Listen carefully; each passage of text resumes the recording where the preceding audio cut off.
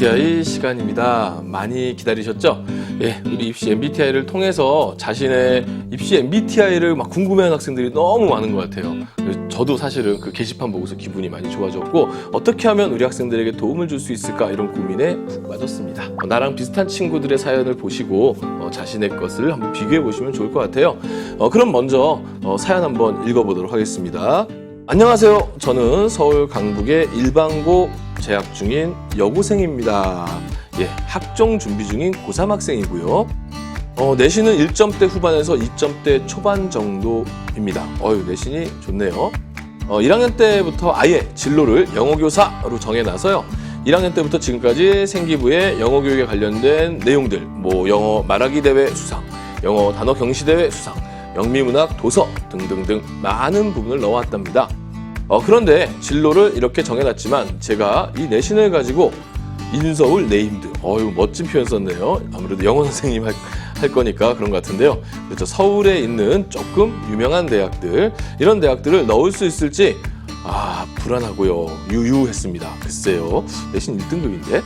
예, 지금까지 받은 성적 정말 다 후회가 되는 성적입니다.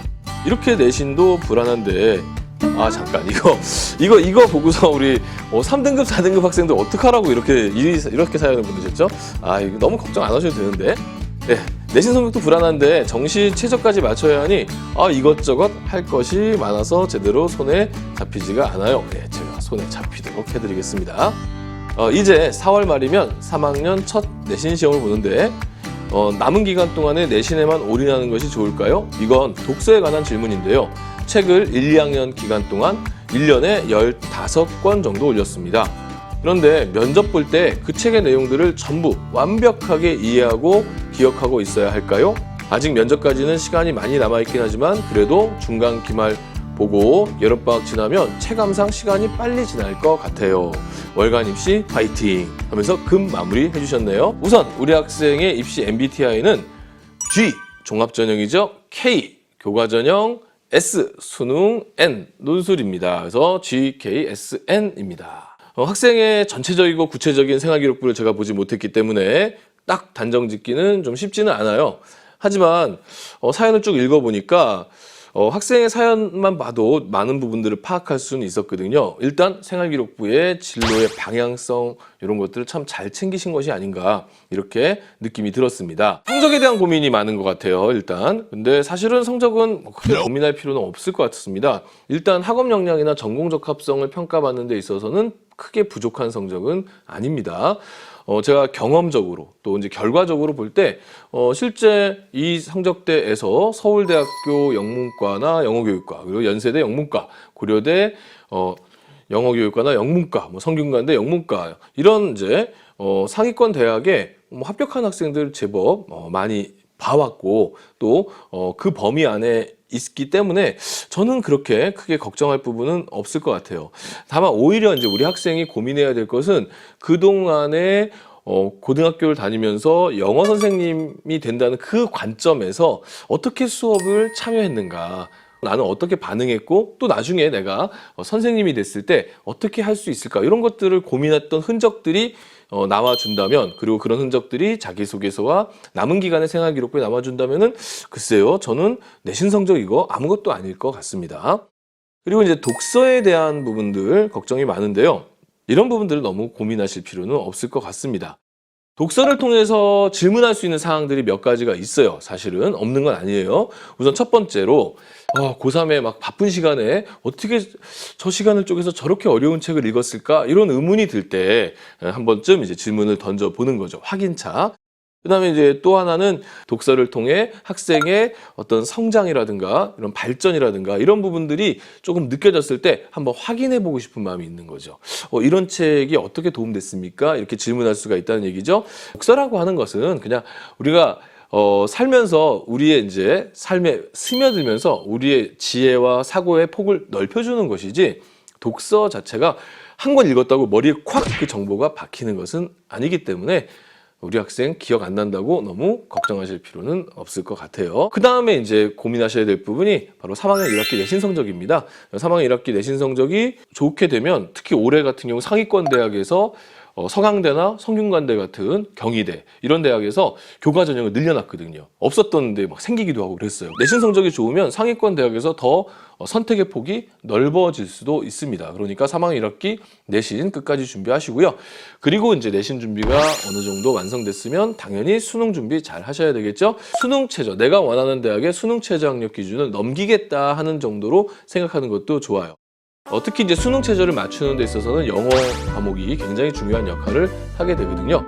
우리 학생은 지금 영어 교사가 꿈이니까 영어 성적 말씀 안 드려도 아시겠죠? 예. 그러니까 수능 최저 학력 기준 맞출 수 있는 정도의 수준으로 준비하시기 바라겠습니다. 그러면 이 MBTI를 바탕으로 남은 기간 열심히 준비하시기 바라겠습니다. 그러면 화이팅!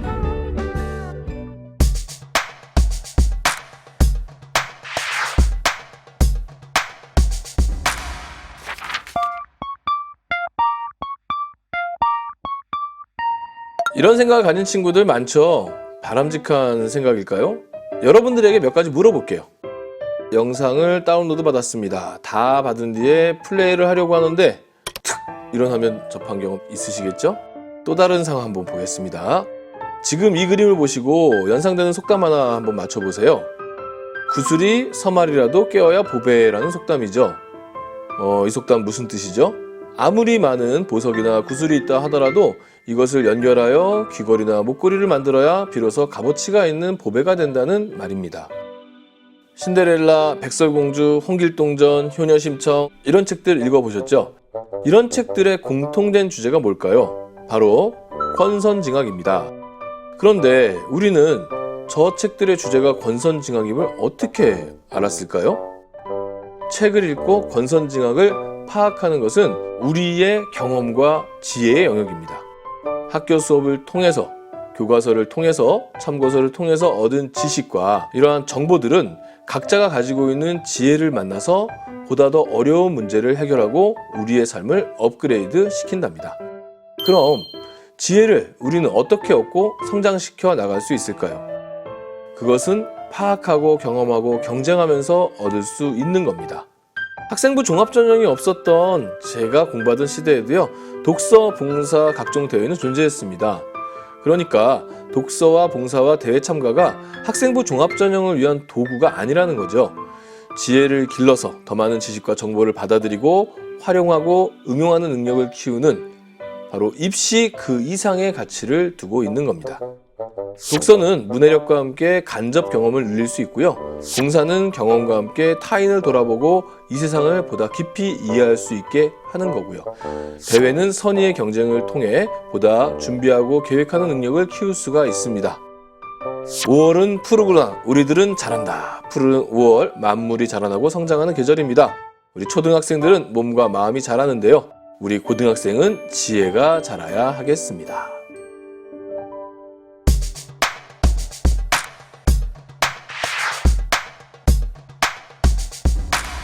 반갑습니다. 월간 입시 5월호 이달의 핫이슈에서 만나게 된 저는 정치와 법의 박민아입니다. 자, 우리 월간 입시 5월호에서 만나게 되었습니다. 그 선생님이 시작하기 전에 5월과 관련된 이야기를 먼저 여러분에게 꺼내보려고 합니다. 우리 5월 하면은 여러분이 떠오르는 기념일 무엇이 있을까요? 5월 5일 어린이날, 또 5월 8일 어버이날, 5월 15일 스승의 날도 있겠죠. 자, 선생님은요 이번 5월 이달의 핫이슈에서요 여러분에게 조금은 생소할 수 있는 5월 10일 유권자의 날에 대해서 한번 소개를 해드리고자 합니다. 자, 우리 유권자의 날은요 선거의 의미를 되새기고 투표 참여를 독려하기 위해서 중앙선거관리위원회가 만든 기념일 중에 하나입니다. 자, 우리 유권자의 날이 5월 10일인데요 왜 하필 5월 10일일까요? 이 5월 10일이 된 이유는요 바로 역사적인 사건과 연결이 되어 있습니다. 바로 민주선거의 4대 원칙 보통, 평등, 직접, 비밀 선거의 조건을 갖춘 대한민국 최초의 민주적인 선거가 1948년 5월 10일 국회의원 총선거를 통해서 이루어졌기 때문입니다. 이 선거를 통해서 재헌의회가 구성되었습니다. 이 재헌의회를 통해서 바로 대한민국의 헌법이 구성이 된 겁니다. 따라서 이렇게 뜻깊은 날을 기념하기 위해서 만든 것이 바로 5월 10일 유권자의 날입니다. 자, 우리 헌법의 이야기를 한번 했으니까 선생님이 여러분에게 헌법 조항을 하나 소개를 해드리고자 합니다. 많은 학생들이 좀 익숙해 있는 헌법 조항일 텐데요. 바로 대한민국의 주권은 국민에게 있고 모든 권력은 국민으로부터 나온다 라고 하는 헌법 조항입니다. 자, 이 헌법 조항이 의미하는 거는요, 바로 대한민국의 주인이 우리 국민이다 라고 하는 거를 의미하는 겁니다. 자, 우리 주인이 국민이라고 하는 거는요, 주인으로서 정치 과정에 참여할 때 더욱더 그 의미를 발할 수 있는 겁니다. 우리가 대한민국의 주인으로서 정치 과정의 다양한 방법으로 참여할 때 바로 정치 권력의 정당성도 높일 수 있는 거고요. 주권 의식도 높일 수 있는 거고요. 마지막으로 우리가 정치 과정에 참여해서 무언가 정치 과정에 영향력을 행사할 수 있어 라고 하는 믿음, 자신감에 해당하는 정치적 효능감도 높일 수 있습니다. 자, 우리는 유권자의 날을 통해서 과연 유권자로서 내가 갖는 의미는 무엇인지, 내가 대한민국의 주인으로서 정치 과정에 참여할 수 있는 방법은 과연 무엇이 있을지 여러모로 생각하는 과정을 통해서 대한민국의 주권인 우리, 주인인 우리, 유권자인 우리에 대해서 여러분이 다시 한 번 더 생각해보는 계기가 되었으면 좋겠습니다. 선생님은 이렇게 5월 10일 유권자의 날의 의미와 유권자의 날이 어떤 의미를 갖는지에게 여러분에게 알려드렸고요. 마지막으로 5월에 우리가 할 수 있는 공부에 대해서 소개를 해드리고자 합니다. 재학생들이라면요, 5월에 많은 행사가 있었을 겁니다. 1차 지필평가도 어느 정도 마무리했었을 수 있고요. 다양한 학교, 대회, 행사 또한 수행평가들도 막 이루어졌을 겁니다. 이 일정들을 다 마무리하면은 이제 우리 탐구 과목에 조금 더 신경을 써야 될 시기입니다. 2022 수능 특강뿐만이 아니라 곧 2022 수능 완성 연계 교재가 오픈됩니다. 선생님은 5월 수능 완성해서 여러분을 기다리고 있을 거고요. 그 전에 선생님이 지금 하고 있는 선택과목 기출분석 특강 정치와 법을 통해서도 기출문제도 먼저 확인을 해주셨으면 좋겠습니다. 선생님은 여기서 여러분과 이제 작별 인사하고요. 5월에 오픈한 수능 완성에서 여러분을 기다리고 있겠습니다. 저는 지금까지 정치와 법의 박민아였습니다. 안녕.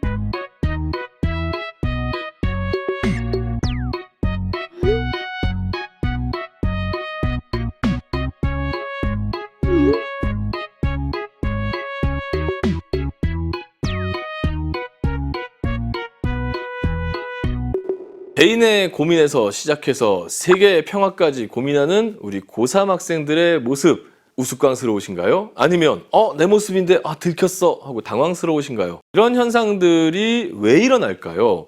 그것은 바로 여러분들이 1월부터 지금까지 열심히 달려오면서 가졌던 그 마음들이 이제 조금 달라졌기 때문입니다. 어떤 마음이 달라졌을까요?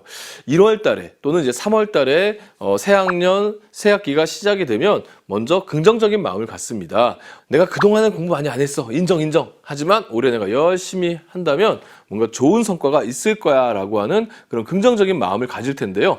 그런 마음들이 현실을 이제 직시하는 거죠. 3월 모의고사 보면서, 중간고사 보면서 내가 가고 싶은 대학과 나의 준비 정도가 이제 괴리감이 발생했을 때 이러한 고민들이 나오는 것 같습니다.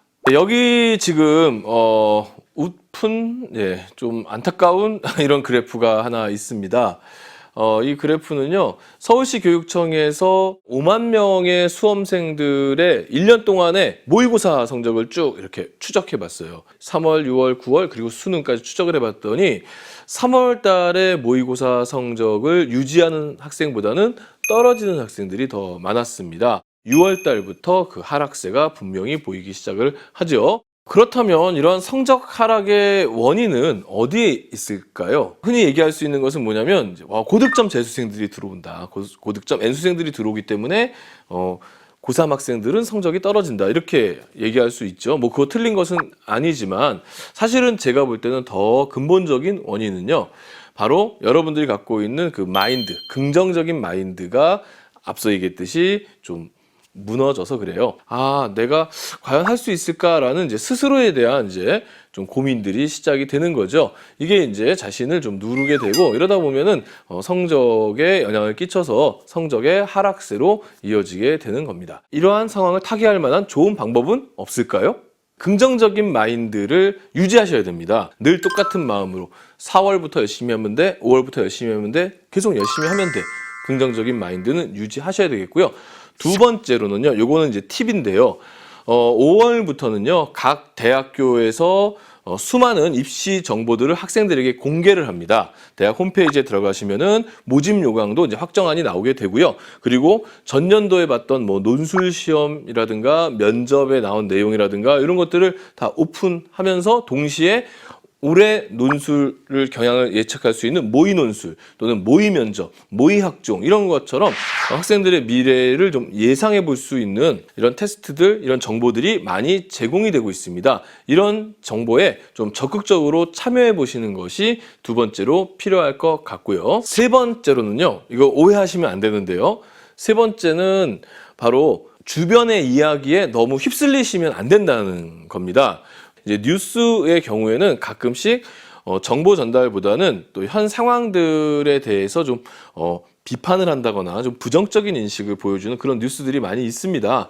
뭐 올해 학생들 큰일 났다, 뭐 이런 거, 예, 뭐 누가 유리하다, 누가 불리하다, 사회적인 이야기죠. 이건 학생들에게 입시 정보로 제공되는 게 아니라 이런 사회 현상에서 잘못된 부분이 있으면은 뭔가 지적하고 고치려고 하는 언론의 아주 기본적인 기능입니다. 하지만 이런 부분 때문에 우리 학생들이 혼란해질 수는 있어요. 그래서 이런 뉴스가 나와도 아, 저것은 나와 관련된 것이 아니라 저건 이 사회와 관련된 거야. 그러면서 좀 덤덤해질 필요가 있습니다. 또한 우선적으로 자기에게 충실해야 됩니다. 자기가 오늘 하루 얼마나 성장했고 발전했고 하는 것을 점검하고 체크하고 발전해 나가는 것이 더 필요한 시기입니다. 그래서 이 세 가지를 좀 잘 지켜주신다면 여러분들 분명히 좋은 결과로 이어질 거니까 조금만 버티고 힘내시기 바라겠습니다.